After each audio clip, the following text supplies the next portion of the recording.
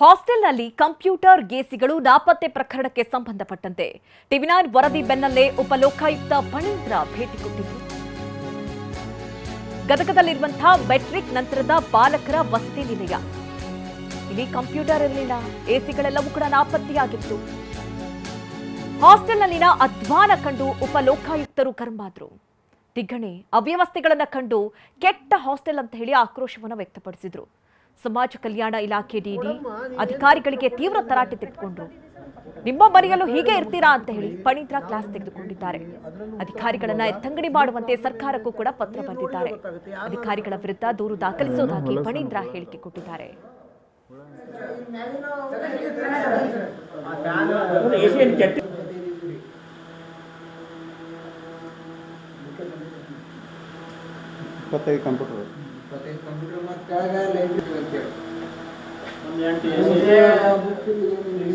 Computer ಇಲ್ಲದಕ್ಕೆ ಸಮಸ್ಯೆ ಆಗೋದಿಲ್ಲ.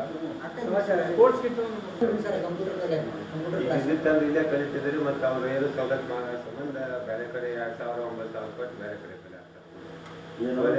Computer ಹೊರಗಡೆ ಕಡೆ ಖಾಲಿ ಬಿಡೋದ ತಿಳ್ಕೊಂಡ್ಬಿಡ್ರಿ.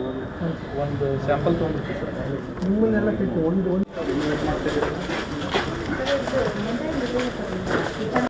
ಮಾಡ್ತಾ ಇದ್ದಾರೆ.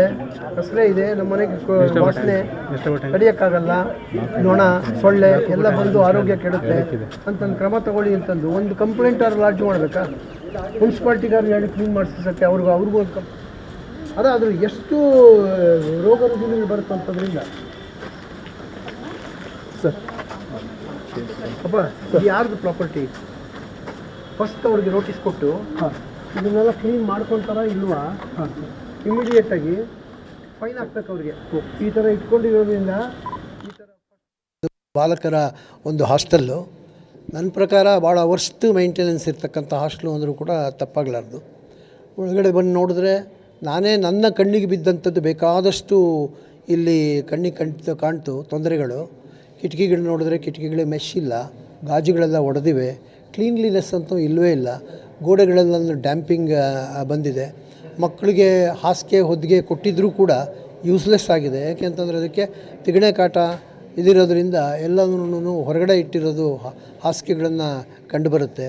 ಅದನ್ನು ಏನಾದ್ರು ಸ್ಪ್ರೇ ಮಾಡಿ ಅದು ಮಾಡಿ ಕ್ರಮ ತಗೊಳ್ಳೋದಕ್ಕೆ ತಗೊಂಡಿರೋದು ಕಣ್ಣಿಗೆ ಕಾಣಿಸ್ತಾ ಇಲ್ಲ. ಮಕ್ಕಳನ್ನೆಲ್ಲನೂ ವಿಚಾರಿಸಿದಂಥ ಸಂದರ್ಭದಲ್ಲಿ ಅವರು ತುಂಬ ತೊಂದರೆಗಳನ್ನು ಅನುಭವಿಸ್ತಾ ಇದ್ದೀವಿ. ವಾರ್ಡನ್